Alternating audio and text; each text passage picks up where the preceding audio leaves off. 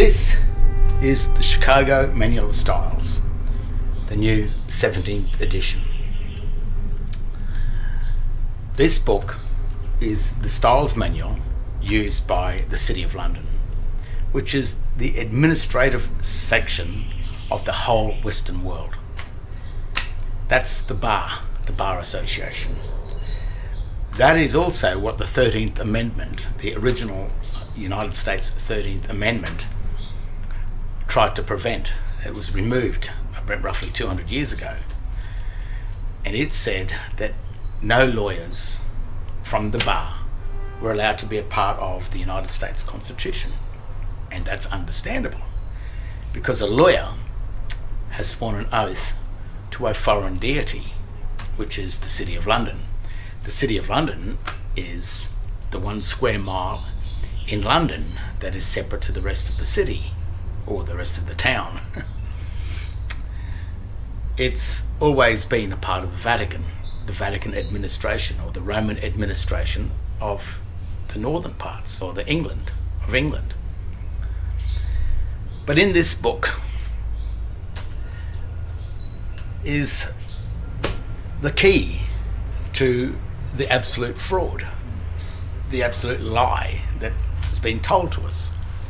But this lie has been done to create a new fictitious world that's void of all of the Magna Carta, or all of the laws of the land. They've gotten rid of the laws of the land and given us the corpus juris, which is the UCC, or the law of the sea, or the law of the water, the sea merchants, the banking merchants, or merchant law.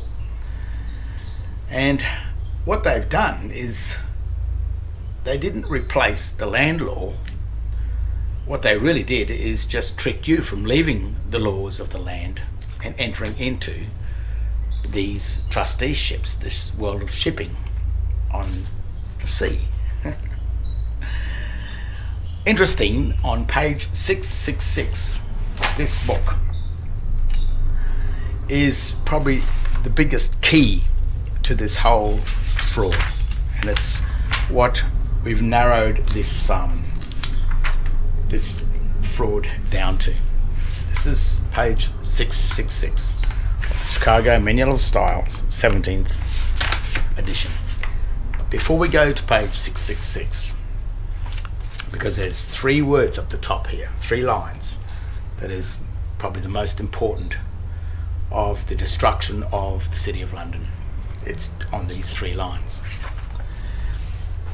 But what we have here in languages other than English, mind you, that's written in an all uppercase text. That probably means crap as well. But in this area of languages other than English, we have a thing called American Sign Language.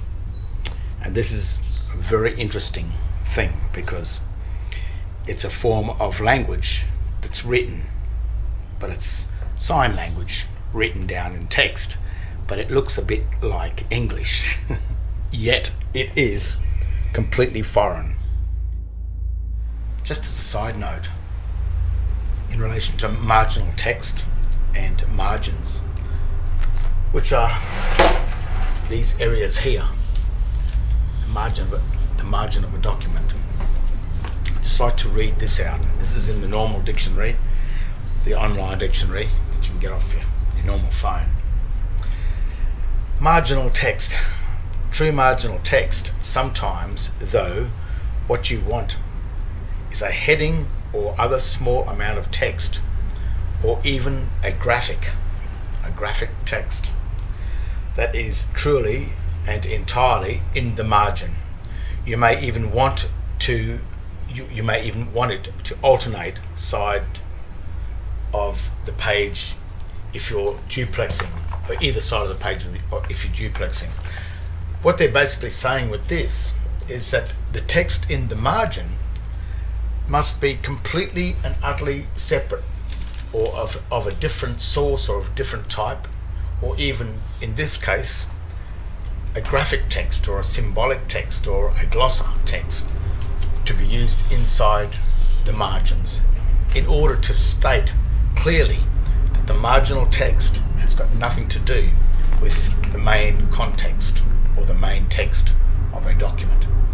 So what's happening in the margin is basically the administrative area of a page, which is interesting because if they are usurping marginal text such as this all uppercase D-based Latin or Row language or a foreign language from the main text, if it is appearing inside the text, then it's the grammatical eye that will detect that someone is trying to bring the marginal text into the main part of the document, which is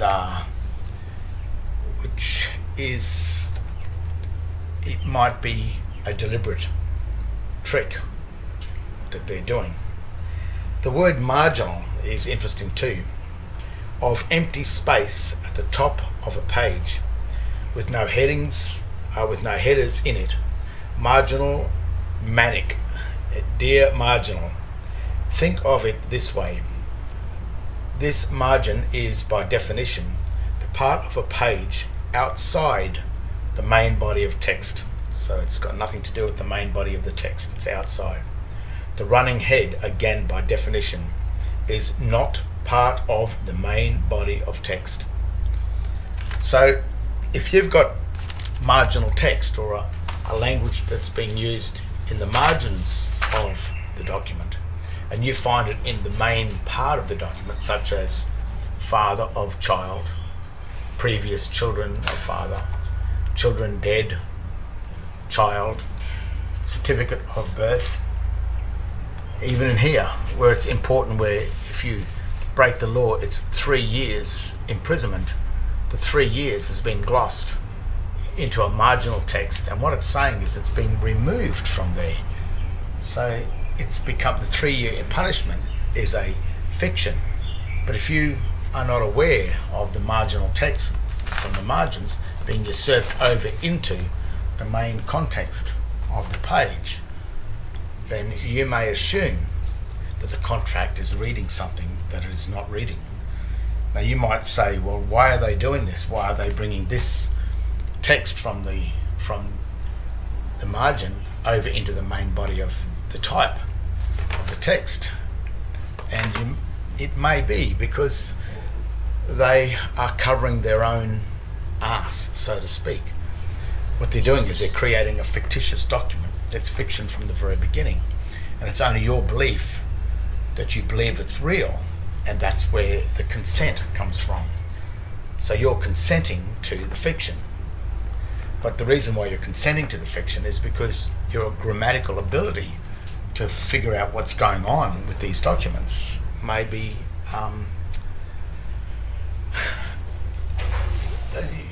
illiterate. You may be grammatically illiterate and not see the fiction that's happening. So you may agree to something that you didn't know you're agreeing to.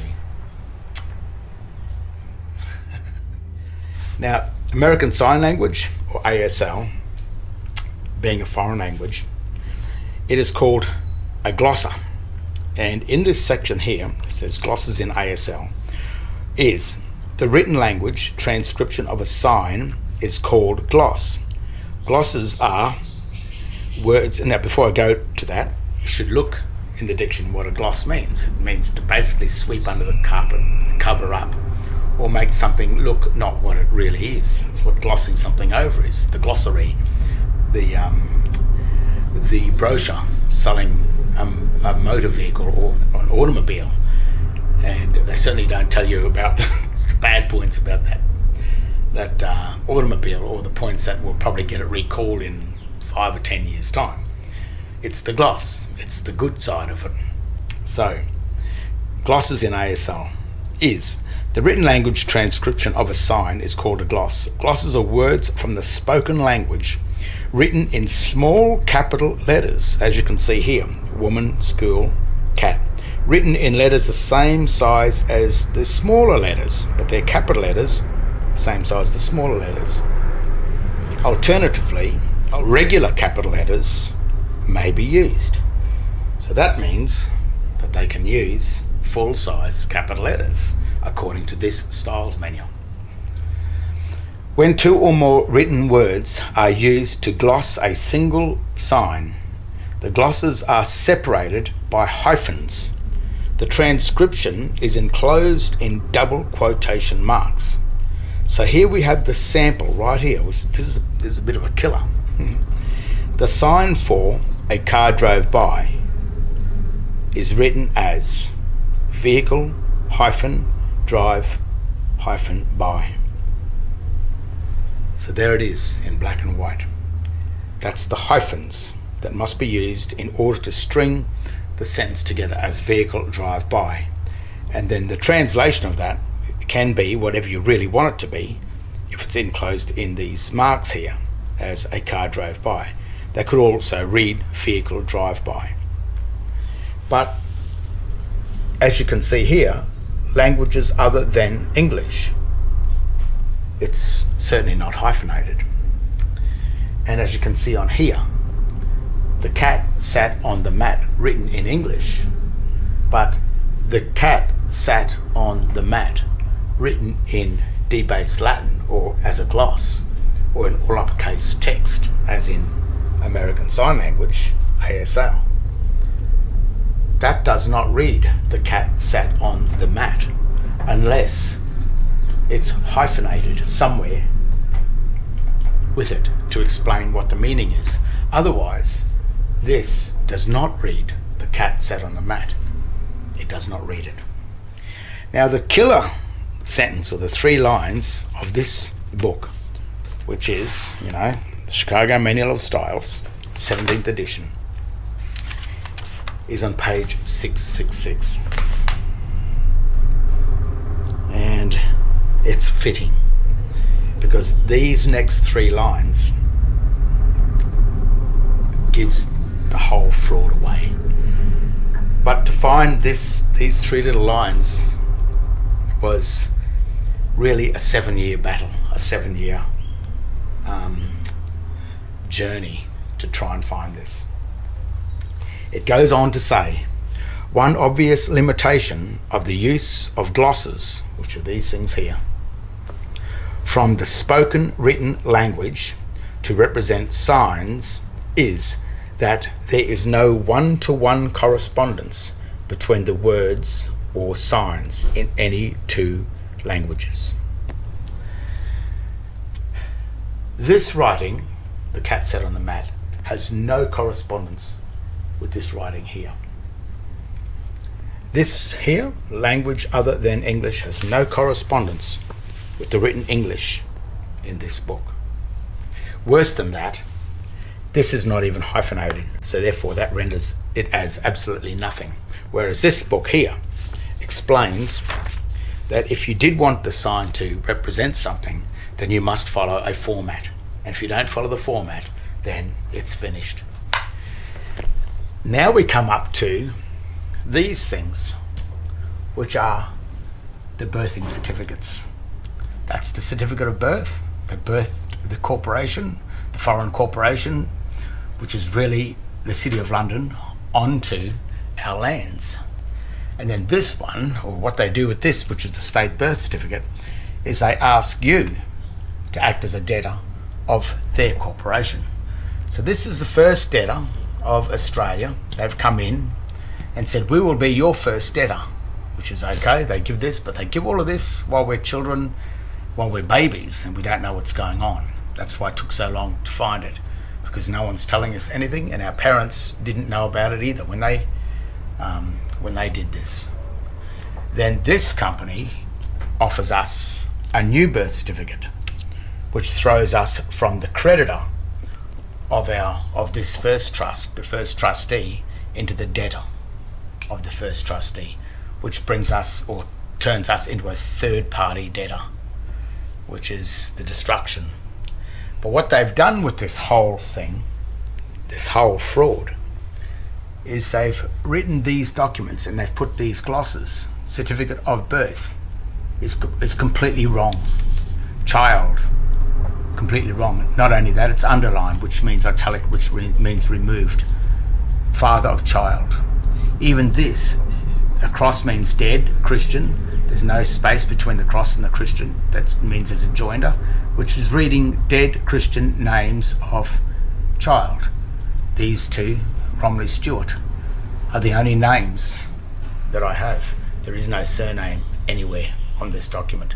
But the surname does exist here in the margin. And that's signed by the Registrar General, in this case David John. He's the first debtor of every person born on Australia. But what they've done with these documents is they've created these documents and joined in the glosses, which is the American Sign Language, mixed it with the English, which grammatically destroys that whole document. They've done the same thing here with births. The key to this grammatical fraud in relation to birth certificates, government, banking and court documents is that the all uppercase text that is being used in the margin of a document has been placed into the main text of the document in order to deceive the masses into believing that such a foreign marginal text is a part of the document when it's grammatically no part of such a document in any way. It's glossed. In other words, that word is not there. Certificate of birth is not there. Not only that, it's not hyphenated, so the certificate and the hyphen of and hyphen of birth, the hyphens are missing. According to the Chicago Manual of Styles, where it says quite clearly the hyphens have got to be there. I mean, this is a very minute glitch. It's a hyphen. It's a missing hyphen. And how could a missing hyphen destroy the City of London? Well, the City of London offered us a fraud in the first place. It was always a fraud. They knew it was a fraud. But they offered this to have freedom from the laws of the land, which is the Magna Carta, and to enter us into the corpus juris, which is really what the UN and the EU, the United Nations and the European Union, are operating under now. They're operating under this law of the sea called the corpus juris. But to get us to get into this corpus juris, we had to leave the land. We had to leave our common law standing, our birthright, and enter into one of their trusteeships. This book and the City of London, they are the sea merchants, the banking merchants, the money merchants. These are the laws of how the money merchant works. And they had to get us to leave the land and enter into the sea. The first of the United States, or the first of the American pioneers, probably tried to escape the European French banking control. That's probably why they did it. But 200 years ago, or roughly 200 years ago, the most important part of that constitution was removed in order to usurp the foreign bankers, the sea merchants, the banking merchants, the UCC, the corpus juris, the law of the sea, piracy. They had to usurp that onto the lands of America because it had become the land of the free. So they had to stop that. And they used this, well, they created this fraud, this absolute bullshit, this lie. So they had to trick us into leaving the laws of the land and enter into the corpus juris, the laws of the sea. And that's how they did it, with this dirty trick, to trick us into believing that this all uppercase text written on documents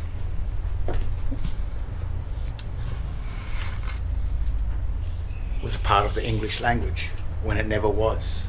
It never will be. It never can be.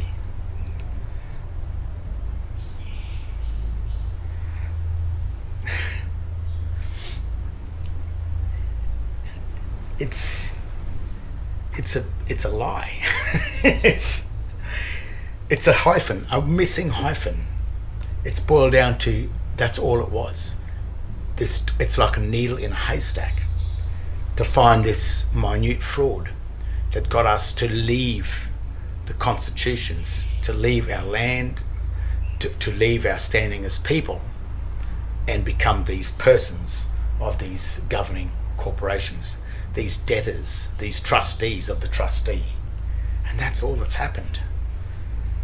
All done by a small, dirty, grammatical trick. Nearly 2,000 years ago. It's a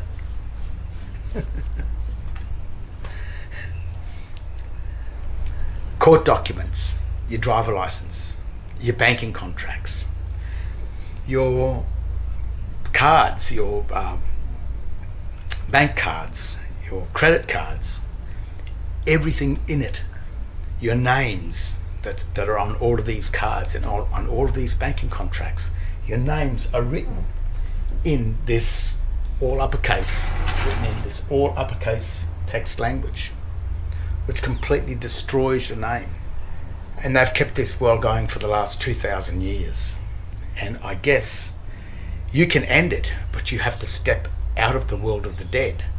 You have to let go all of those legal titles, and you have to come back to the Christian name that is the only true, real name that exists. It's the only name on your birthing certificates, even though they're fraud. That's all you've got. The John Henry Doe name, which is written as a proper noun, not in sign language, but written as this, as proper English, that name exists in the margin of the birthing certificate. And the margin of a certificate is the administrative part of the page. It's not the context, it's the administration. And this person here, which is the Registrar General, he holds the full name John Henry Doe in his custody. Custody means trustee. He's the trustee of that name. He owns it. It's the name that's imprisoned. And if you claim that name, then you become the property of the Registrar General. So it's up to each and every one of us to work out what's going on and to work out how to step out or off this, not even off this trusteeship, but step from the debtor of the debtor back into the creditor of the first debtor. This certificate of birth identifies the first trustee, and that is the Registrar General. But you've got to know how to get from this certificate, which is the state birth certificate, back up into the certificate of birth. And the way to do that is to start questioning them about the fraud. Because nothing exists. They will just claim plausible deniability. What they'll do is say, well, you did it, you believed it. It's a fraud. The whole thing is a lie. It's always been a lie. And it always will be a lie.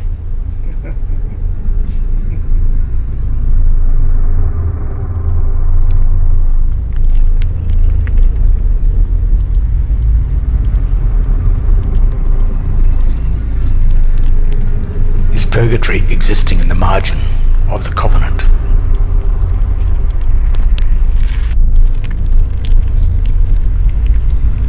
Must we return to the center of the page in order to be deemed living?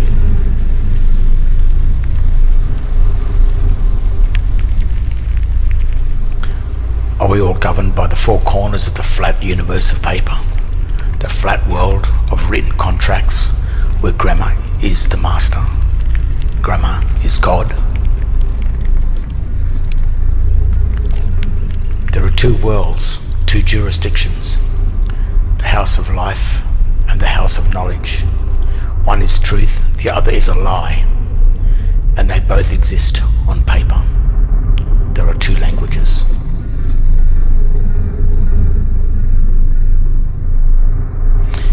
don't know the difference between the language of the creditor, the tree of life, and the language of the debtor, the tree of death, you may claim the name of the office of the debtor as your name and never return to the office of the creditor, leaving your birthright title as assumed dead, lost at sea, and salvaged by the private foreign commercial banking administration serpent, never to return.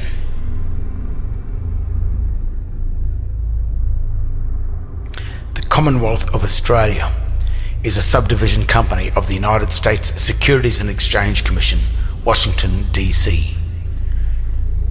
It's a foreign company.